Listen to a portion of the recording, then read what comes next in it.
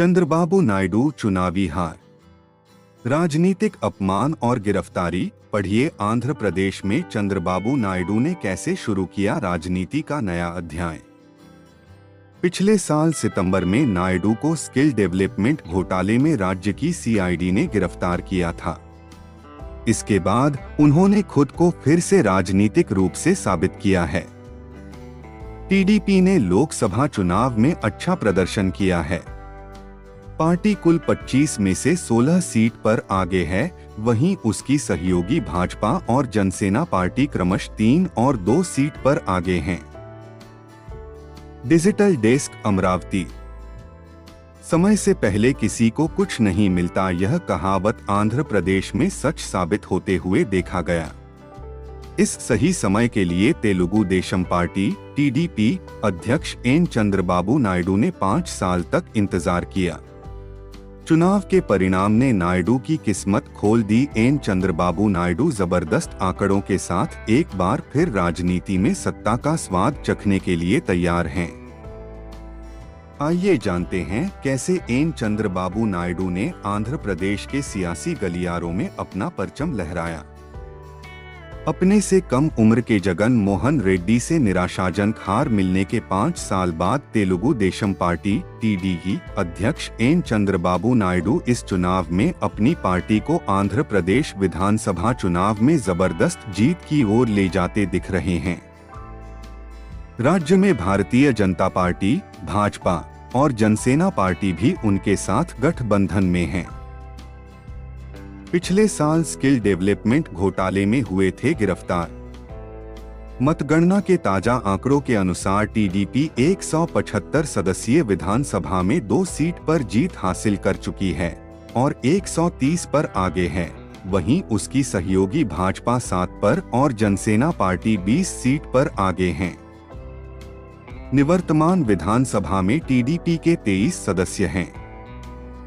पिछले साल सितंबर में नायडू को स्किल डेवलपमेंट घोटाले में राज्य की सीआईडी ने गिरफ्तार किया था। इसके बाद उन्होंने खुद को फिर से राजनीतिक रूप से साबित किया है। टीडीपी ने लोकसभा चुनाव में अच्छा प्रदर्शन किया है। पार्टी कुल 25 में से 16 सीट पर आगे है, वहीं उसकी सहयोगी भाजपा और जनसेना पार्टी क्रमशः 3 और 2 सीट पर आगे हैं। अलग अलग समय पर 13 वर्ष तक बने रहे सीएम। आंध्र प्रदेश में अलग अलग समय पर 13 वर्ष तक मुख्यमंत्री रहने के दौरान कई कीर्तिमान रच चुके नायडू को आईटी क्षेत्र में अपने राज्य को अग्रणी स्थान पर ले जाने का श्रेय दिया जाता है तथा वह राज्य ही नहीं केंद्र की राजनीति के भी कुशल रणनीतिकार रहे हैं।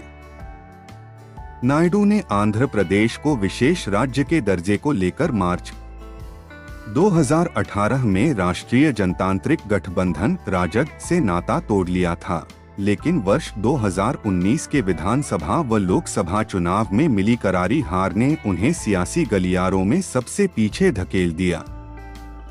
6 साल बाद 2024 में नायडू ने राजग में की वापसी। ठीक 6 साल बाद मार्च 2024 में नायडू ने राजग में वापसी की और आंध्र प्रदेश में भारतीय जनता पार्टी, भाजपा, जनसेना के साथ मिलकर विधानसभा चुनाव लड़ा। गठबंधन के तहत प्रदेश की कुल 175 विधानसभा सीट में से टीडीपी 144, जनसेना 21 और भाजपा 10 सीट पर चुनाव लड़ी।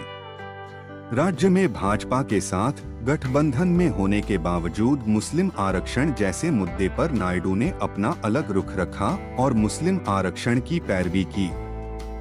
उन्होंने खुलकर कहा, हम शुरू से ही मुसलमानों के लिए 4% आरक्षण का समर्थन कर रहे हैं और यह जारी रहेगा। सहज नहीं थे पीएम मोदी के साथ रिश्ते। हालांकि अपने घोषणा पत्र में टीडीपी ने इस मुद्दे से दूरी बना ली। राजग में लौटने के बाद भले ही नायडू प्रधानमंत्री नरेंद्र मोदी की हर मौके पर सराहना करते दिखे हों, लेकिन पूर्व में उनके साथ रिश्ते सहज नहीं रहे हैं। नायडू ने 2002 में गुजरात दंगे के बाद मोदी का विरोध किया था। सबसे अधिक समय तक रहे आंध्र प्रदेश के मुख्यमंत्री। आंध्र प्रदेश के मुख्यमंत्री के तौर पर नायडू के नाम पर कई कीर्तिमान भी हैं। वह आंध्र प्रदेश के सबसे अधिक समय तक मुख्यमंत्री रहे हैं। उन्होंने कई कार्यकाल में 13 साल 247 दिन तक मुख्यमंत्री का पद संभाला है।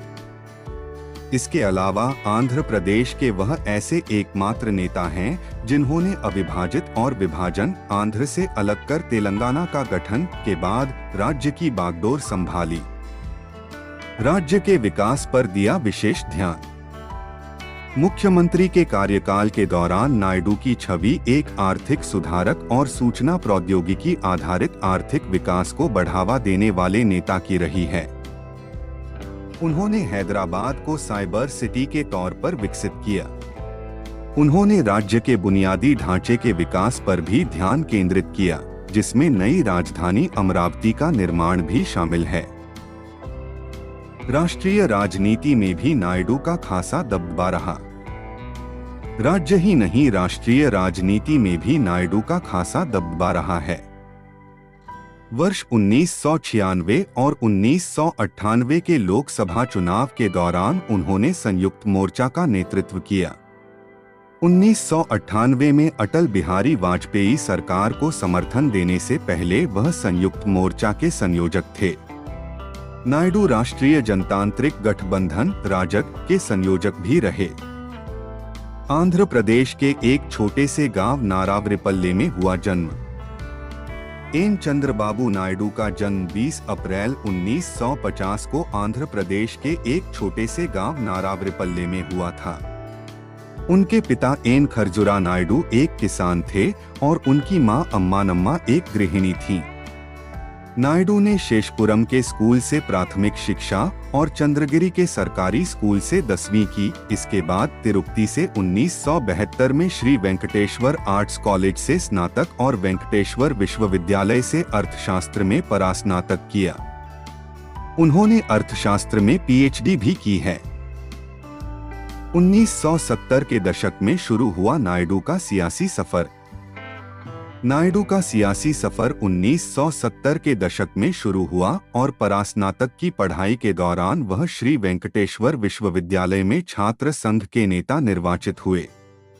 इसके बाद वह युवा कांग्रेस में शामिल हो गए और फिर आंध्र प्रदेश की क्षेत्रीय पार्टी तेलुगु देशम पार्टी तेदेपा में चले गए। उन्होंने फिल्म अभिनेता और पार्टी संस्थापक एनटी रामाराव की पुत्री भुवनेश्वरी से विवाह किया। 1978 में विधानसभा के लिए हुए निर्वाचित। नायडू पहली बार 1978 में आंध्र प्रदेश विधानसभा के लिए निर्वाचित हुए और मंत्री के रूप में कार्य किया। वर्ष 1995 में वह अपने ससुर एनटी रामाराव के राजनीतिक तख्तापलट के बाद पहली बार आंध्र प्रदेश के मुख्यमंत्री बने। 1999 में फिर से मुख्यमंत्री चुने गए नायडू 1999 में फिर से मुख्यमंत्री चुने गए और 2004 तक पद पर रहे।